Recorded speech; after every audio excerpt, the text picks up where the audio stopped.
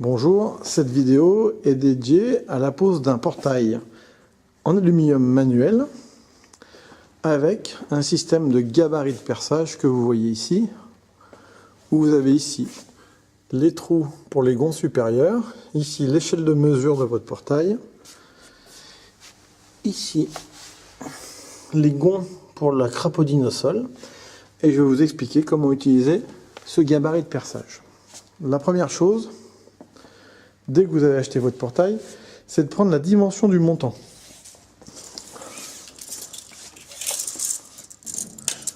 Donc vous prenez en bas jusqu'en haut et le montant fait 1,70 m. Ok.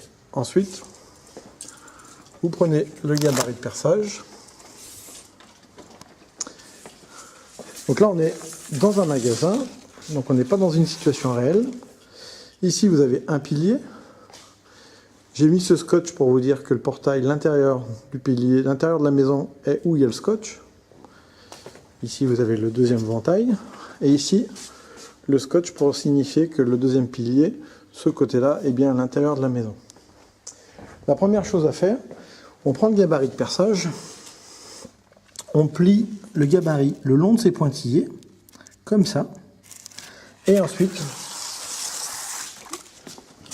on vient le placer en bas du pilier, tout simplement comme ça. Voilà. Donc, le gabarit a ras l'angle intérieur du pilier.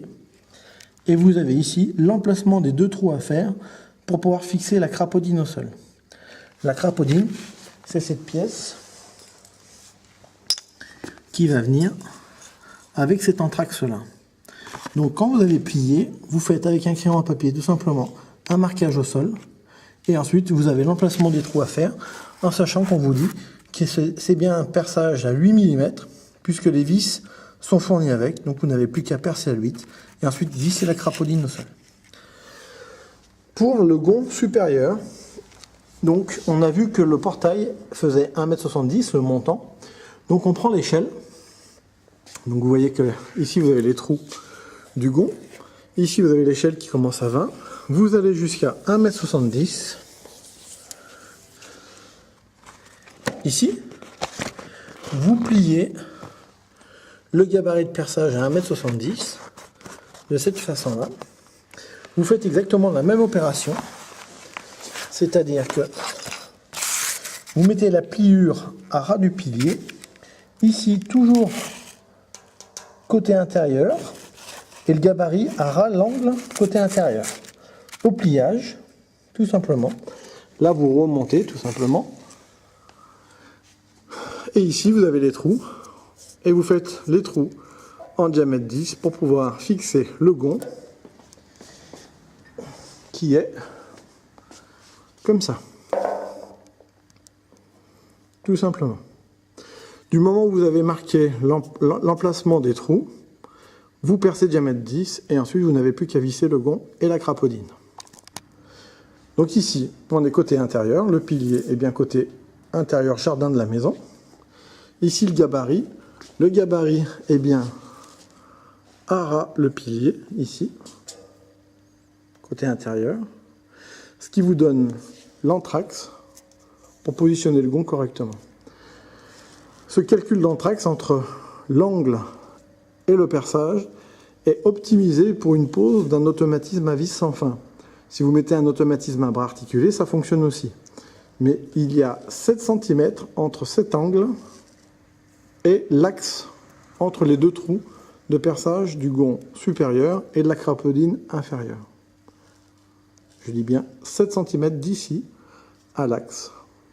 Tout ça pour une pose optimisée d'un système de motorisation à vis sans fin tout camp. Donc là, on vient de faire les deux trous au marqueur, ici. Les deux trous au sol qui correspondent à la crapaudine. Là, de la même façon, bon, les deux trous existaient déjà. Et là, on vient de faire sur l'autre pilier les deux trous du gond. Et là, on est toujours côté intérieur du pilier et les deux trous du gond. Vas-y.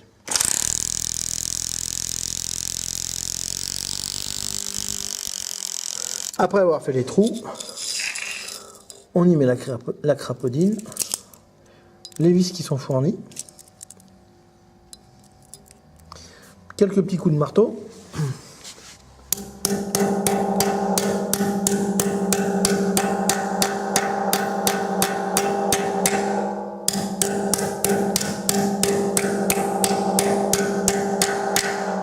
Voilà, et ensuite, on serre avec une clé.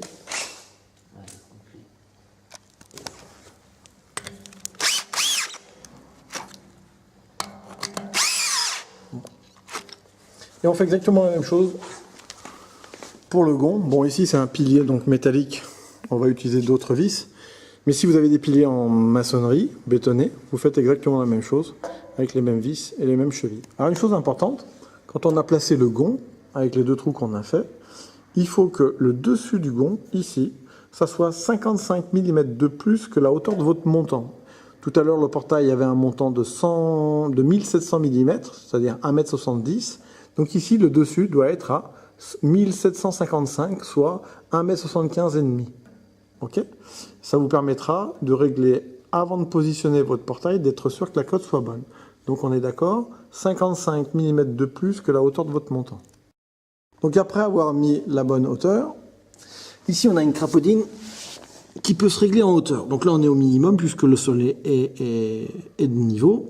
Si vous voulez remonter ça, vous dévissez le contre-écrou, dévissez la partie du haut, revissez le contre-écrou et vous avez augmenté la hauteur de la crapaudine. Bon. Ensuite pour le gond, vous allez prendre cet axe, vous avez une vis à l'intérieur et vous allez dévisser.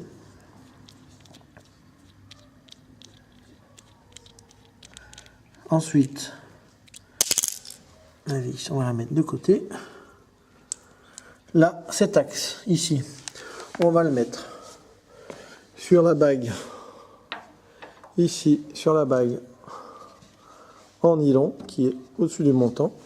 Un petit coup de marteau. Voilà. Et ensuite, on va positionner le portail. On va le mettre d'abord sur la crapaudine au sol, et ensuite, on va mettre le petit axe que j'ai mis de côté. Voilà. Donc là, on enquille l'axe dans le trou du montant en bas. Ici, en haut, tout simplement, on y met la vis. Voilà. Et ensuite, on serre et on règle et on remet les niveaux. Donc ici, on prend la clé Allen. On serre tout simplement sur cette vis qui est rentrée dans l'axe, qui lui-même est rentré dans la petite bague en nylon. On y met le niveau sur le portail et on fait les réglages afin d'avoir la bulle parfaitement au milieu, tout simplement. Et là, on a posé le premier battant, tout simplement. Il a fallu exactement 9 minutes pour poser ce battant. Pour poser un portail complet, il faut à peu près 25 minutes. Donc là, on a positionné le deuxième ventail exactement de la même façon que le premier. Donc on a mis à peu près 9 minutes, le niveau est bon, tout est bon, on enlève le niveau. Et là, on va positionner une planche avec 2 serre-joints.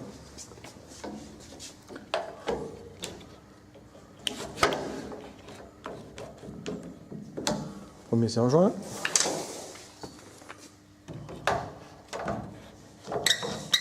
Voilà. Et donc du coup on vient d'aligner les deux vantaux. Donc on sait très bien que maintenant les vantaux sont alignés et on va pouvoir positionner les sabots. Alors il y a deux types de sabots. Il y a le sabot quand le portail est automatisé, donc c'est ce sabot là en aluminium laqué. Et quand le portail est manuel, on utilise un autre sabot en polyamide, ici en 2 parties, qui permet de fixer le ventail, le ventail semi-fixe, et ensuite de pouvoir appuyer pour pouvoir ouvrir le ventail qui est semi-fixe pour pouvoir ouvrir les deux vantaux. Donc le sabot pour les portails automatisés et le sabot pour les portails manuels. Je vais vous expliquer comment positionner ces sabots l'un après l'autre. Donc là on est à l'extérieur de la maison et on le voit puisque ici on a la battue du portail, et la battue du portail est toujours à l'extérieur. Donc on est à l'extérieur, le portail est positionné, on glisse le sabot, quand le portail est automatisé, comme celui-ci, au milieu du montant qui a la battue. Ici le montant, ici la battue, et on positionne le sabot au milieu du montant, tout simplement. Et ensuite, on prend un stylo, on note où il faut faire les trous, et ensuite on fixe le sabot. Le sabot manuel, donc voilà, le sabot manuel il se compose en plusieurs pièces, et là, je vais vous faire une démonstration comment il faut faire pour le monter. Voilà. Tout simplement la première partie.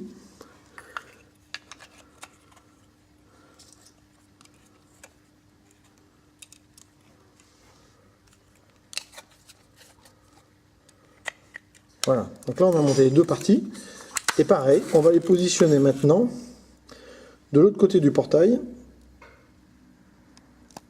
Là on se retrouve encore une fois à l'extérieur du portail, le montant avec la battue, et ici le sabot pour un portail manuel.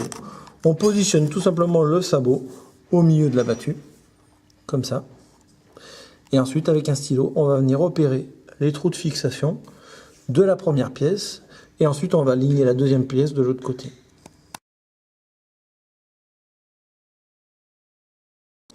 Donc là on vient de positionner un portillon de la même façon que le portail, et on s'aperçoit que le portillon, bien sûr le pen est à l'envers, c'est pas le bon sens d'ouverture, mais le portillon est réversible. Donc on va vous faire voir la manip pour pouvoir inverser la serrure pour qu'il puisse se fermer et ouvrir normalement. Donc là du coup il faudra changer le sens de ce pen et changer aussi la gâche qui est ici pour correspondre au nouveau sens d'ouverture. Alors on va dévisser les 3 vis.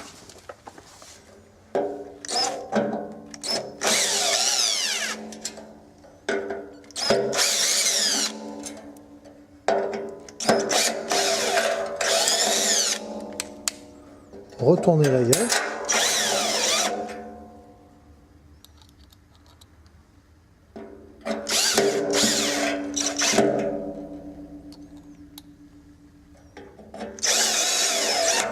Donc ça c'est fait, on a retourné la gauche pour le bon sens. Maintenant, on va enlever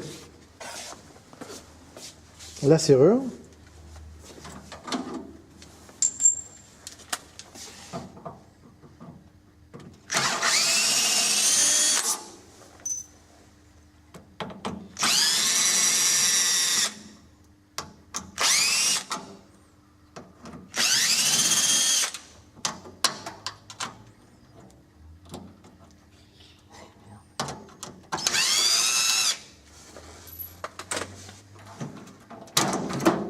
On enlève le canon européen.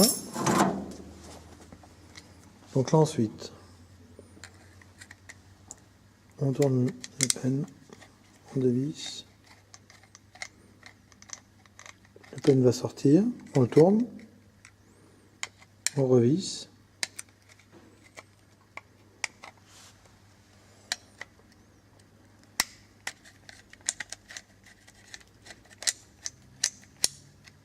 Tout simplement, on remet.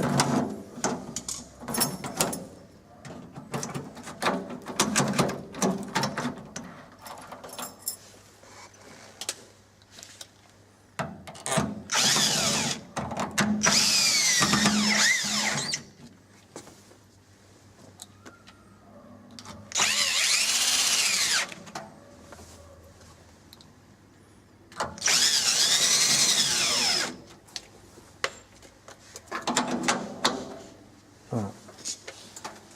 Et là on a donc le pen ici qui est dans le bon sens. On a retourné la gâche du côté de la battue. Voilà. Et du coup on peut fermer correctement.